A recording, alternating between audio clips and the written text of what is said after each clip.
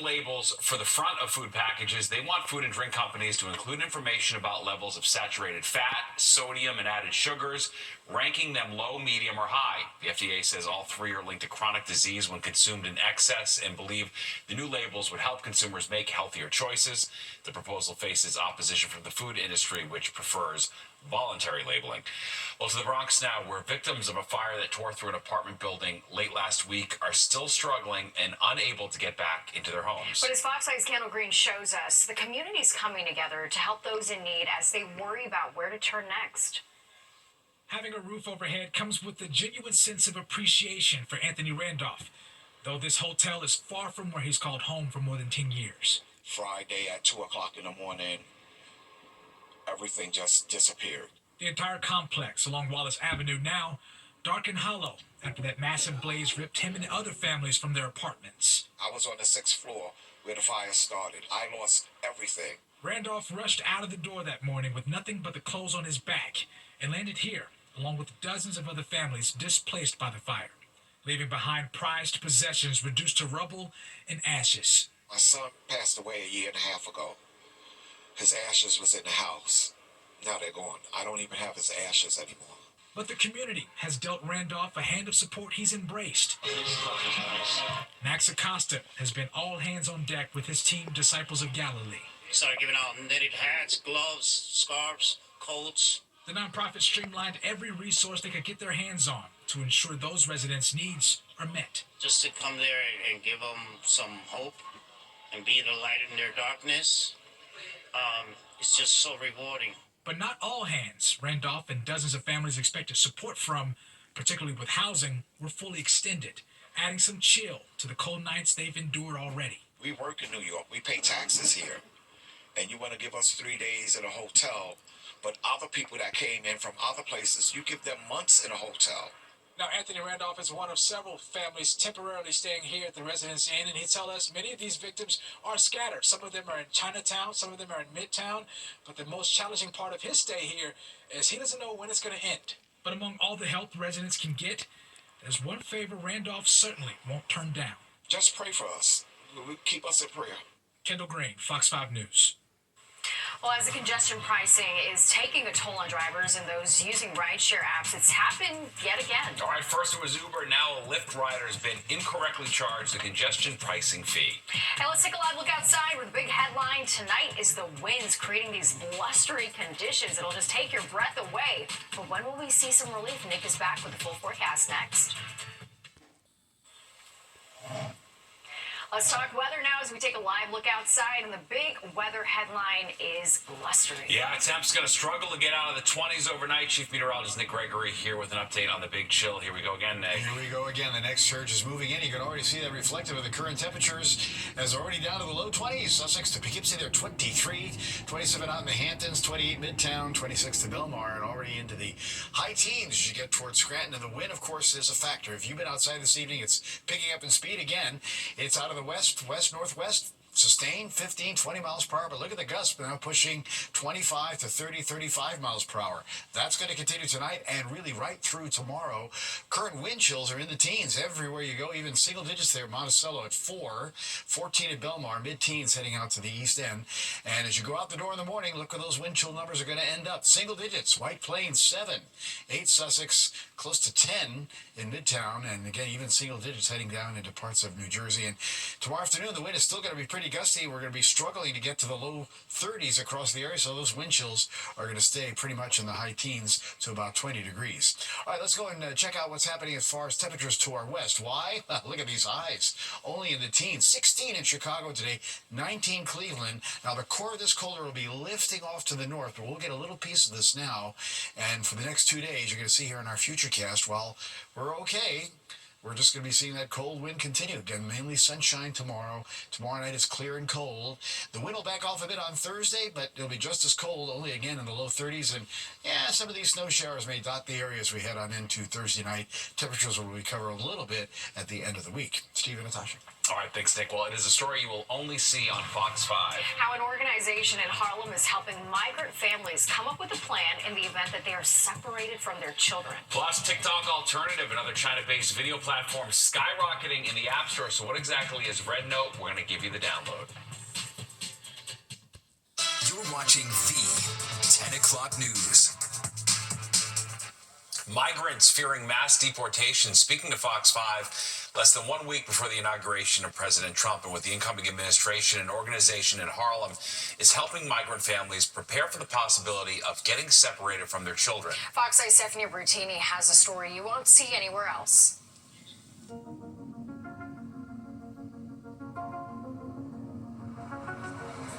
Inside Africana, an organization based in Harlem dedicated to helping migrants, plans are underway for a reality no parent wants to face, choosing a guardian for their child. I have this in case mom start breaking down. Literally, I just opened this because it's stressful. they're crying so much.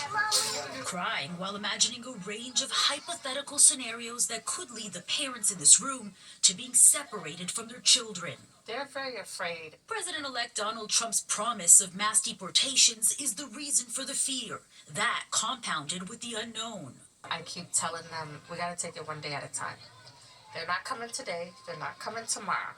For now, this is what I need you to do. Africana Executive Director Adam Abba got the organization up and running about 2 years ago to meet growing needs among the surge of asylum seekers seeking refuge in New York City. We featured her efforts and her focus on the West African migrant population in our Migrants in America series last year. This is a safe place. From translating to English courses to paperwork to school enrollments, Africana offers a range of services for migrant families living in city shelters. Since Trump won the 2024 presidential election, every Friday has been dedicated to just one task: guardianship and next of kin decisions. There's a lot of children that were born in the United States, and ICE cannot pick them up. So what we're trying to do is figure out who's the next of kin for them and helping them fill out the documents. Ba says the goal is to help mixed status families prepare, families like this one. This makes them a mixed status family. You have a citizen and 2 asylum seekers. Mom left Guinea with her older child while carrying her yet unborn youngest. We interviewed her with Ba as our translator. I brought them here because I wanted to protect them. When I left, I was pregnant. 6 months. I was 6 months pregnant. She was 1 year old. Mom says she left Guinea because her children are girls. It's not just my personal thing that I just wanted to come. They were ready to circumcise her. I had to leave. She did this for this little girl. For this little girl and the one that she was having. Female mutilation in Guinea has been documented by the United Nations. This family is currently seeking asylum in the United States. I'm very stressed. I have no security. I don't know if I'm going to be staying or if I'm going to be sent back. So I don't know what to do. Because one of the children is American and the other born in Guinea, Ba says they're preparing for the probability of the baby being left behind. If they ever pick up her and her daughter because they're asylum seekers, they may not pick up her because she's a citizen. They might be merciful and not pick up her. But we need to have a plan. For this family and others, the plan involves a notebook or a folder where the names and contacts of American relatives, family, friends, and immigration attorneys are written. This paperwork doesn't go to ICE. This paper will go to people around you because ICE is not going to ask, because they can't legally hold her. She's a citizen. They could only hold these 2. But who's going to take her if they pick her up? Ba says the climate of uncertainty becomes more stressful as Inauguration Day approaches. As soon as I can prepare you in our community, that would help before January 20th. So if you picked up today, so-and-so is going to pick up your child and you have proof, you have a paper, your child knows where to get it, I know where to get it in case you give me a call. So all you can do is prepare. Here inside Africana, as they worry about who will take care of the children left in the U.S. without parents. So it's either a family friend or someone. It has to be someone that they can trust. Essentially would be assuming guardianship. They will be assuming guardianship and responsibility of kids like her. There's the seldom spoken reality that may come with deportation. Some of these people, you're sending them to their death. Ba says the threat of death is ultimately what will lead many of the moms and dads she's helping make the choice to leave their American children behind. But there are other factors too. I had a mom earlier who told me I can't go back. But if they send me back, do not let them send my child because she will be raped by the soldiers. I'd rather her stay here. This is the hard conversations that I have to have with these women. And I have to sit here and not cry. After having the conversations and helping the families prepare their notebooks and folders, Ba says there's nothing else she can do but wait with them. You see, she too is worried. Ba is a former asylum seeker, a naturalized citizen now. I am no help if I'm behind jail for my community. So you're afraid? I'm not afraid, but I'm worried for my kids. You're I'm hyper worried. aware of the climate. Yes. Stephanie Bertini, Fox 5 News. Such an eye-opening report. And you can find Stephanie's entire Migrants in America series on our Fox 5 YouTube channel. Just go to youtube.com, search Fox 5 New York, then you can find it under the playlist tab. Well, the congestion pricing fee confusion growing tonight. How Lyft is responding after a rider was incorrectly charged the fee outside the tolling zone. And a rule reversal for a popular coffee chain. If you want to hang out or use the bathroom, get ready to buy a tall, grande, venti, or something else.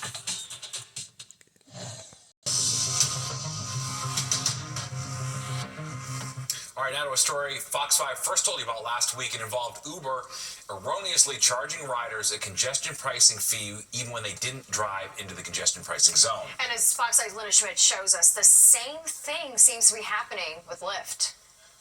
This building at 420 East 61st Street continues to be a problem when it comes to the MTA's new $1.50 congestion pricing fee. Last week, Fox 5 was the first to tell you about a customer who repeatedly got charged for the toll when using Uber. The issue is that the building is on East 61st Street, not below 60th Street. So Fox 5 made the MTA aware of the glitch in its mapping system, and the MTA fixed the glitch. The MTA told Fox 5 last Wednesday the MTA is providing taxis and for-hire vehicle companies a map update to prevent trips ending in the off-street driveway at 420 East 61st Street from being charged the congestion fee. Uber updated its system last week, which corrected the malfunction and said it would be reimbursing any customers that were affected. But now Fox 5 has learned that Lyft is wrongly charging customers at the very same building. Here is a receipt from last night showing the $1.50 congestion pricing toll. Fox 5 contacted Lyft today, which says the MTA reached out to us to provide us with an updated map. We have updated our systems as of this morning. But part of the problem here is the MTA says it provided Lyft with the mapping update last Wednesday. That's 6 days ago. Lyft says the MTA provided us with the correct map late Thursday night. We updated our systems as soon as possible. It took Lyft 5 days to update its system. Lyft also tells Fox 5 the company will be refunding any riders that paid the new additional $1.50 congestion fee in error. Now, if anyone has been incorrectly charged the new congestion pricing by Uber, Lyft, or yellow and green taxis, please contact Fox 5 to let us know. On the Upper East Side, Linda Schmidt, Fox 5 News. Well, Fox 5 has reached out to the MTA and the Taxi and Limousine Commission about the ongoing problem of incorrectly charging customers at this one location. The MTA got back to us saying if anyone has been incorrectly charged, they should contact the rideshare company that they use. Now, the question still remains, who is responsible for making sure these companies update their system so that customers don't keep getting wrongly charged? And we have updated numbers from the MTA on the impact of congestion pricing. Data shows 219,000 fewer vehicles entered Manhattan below 60th Street from Monday to Friday of last week. The MTA also says travel times at inbound bridges and tunnels have improved during the morning commute. With a potential TikTok ban looming, there's a new platform that is surging in popularity. All right, it's called Red Note, and new members are calling themselves TikTok refugees. So what is it? How does it work? We're going to break it all down. And forget Coyote Ugly. This is a coyote in an Aldi. Shoppers getting the scare of their lives in the cheese section.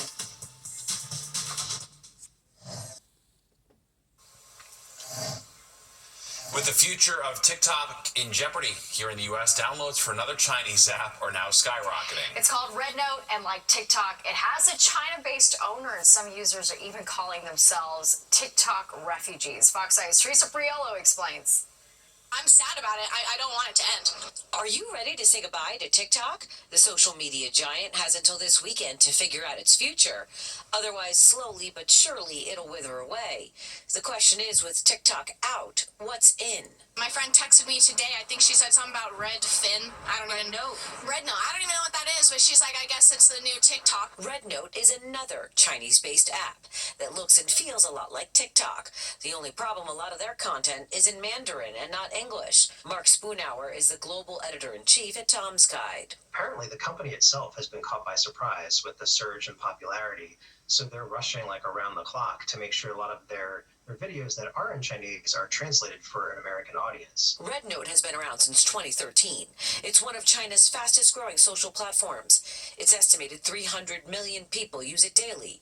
Strong numbers, but definitely not the 1.5 billion monthly active global users on TikTok.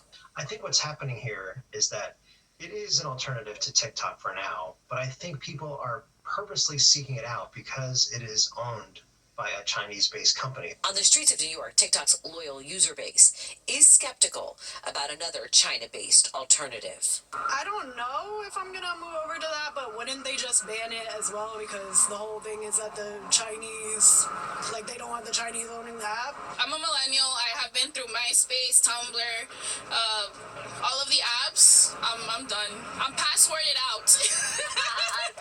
As for TikTok, its future remains uncertain. It's due to shut down this Sunday. That is, unless a U.S. buyer steps in to acquire it.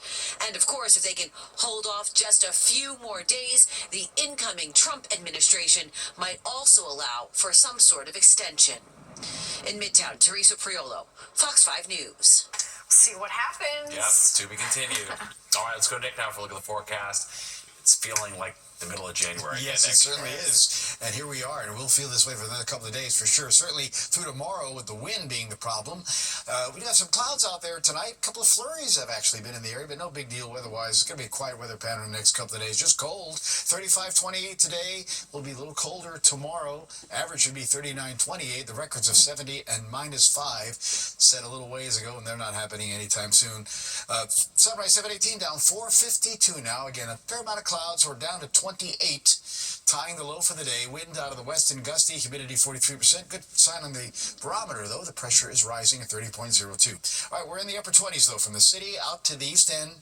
Belmar 26, same for Bridgeport and Hartford, then mid to low 20s, White Plains northward and westward till we find the teens in Scranton. But again, we find temperatures down 8 to as much as 10 degrees from this time yesterday. So this is, again, colder air coming in to take hold over the next 2 days or so. And there's your wind flow, 10, 15 miles an hour at least sustained, but the gusts are still pushing 30 in spots. Mostly those gusts averaging in that 25 mile per hour range. But tomorrow, just like today, those gusts will get up over 30, 35 miles per hour from time to time. Current wind chills, mostly teens, feeling like 23 in town, but single digits there in eastern Pennsylvania. And, well, as you go through the night, out the door tomorrow morning, it's going to be a cold start to the day. Wind chills again, mostly in the lower teens at that point. And they're not going to recover too much tomorrow afternoon. Still a bit of a windy day.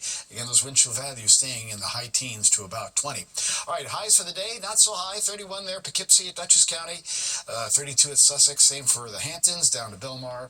And really the story is the cold all through the northeast here. We had 30s to Providence, and then as we go westward, you can see those temperatures start dropping. 23 State College to Clarksburg. Teens showing up there from Cleveland back towards Chicago, and Detroit only 16 there today. A little better at Nashville. They're at 50, but that cold air is taking hold. 7 in Minneapolis for their high. Again, that was about where they were yesterday. International Falls only at 4. But again, the core of this colder air will be lifting this direction, not so much coming in our way this time. That's going to change next week when an even colder outbreak is going to be coming down. 50s down along the Gulf Coast, 30s to Denver, 40s Seattle, 60s down to LA, the warm spot, Miami.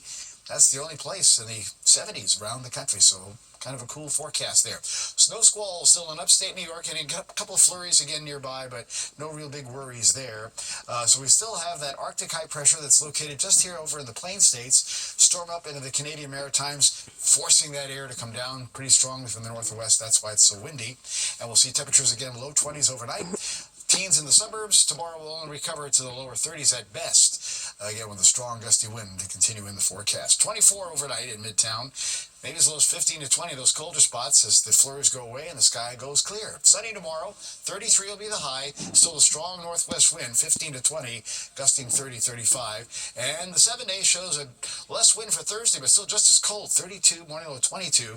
Get to the 40s again Friday at 41. Stay in the 40s Saturday, but some rain will come in for the afternoon and evening, drying out on Sunday. Sunday night, Monday, got to watch a storm to our south, could still bring a threat of a little snow. And then look at the temperatures plummeting by Tuesday, 23 and the low 17. That low might even be a little lower than that. We'll see. That really takes a tumble. All right, Nick, thank you. The Prince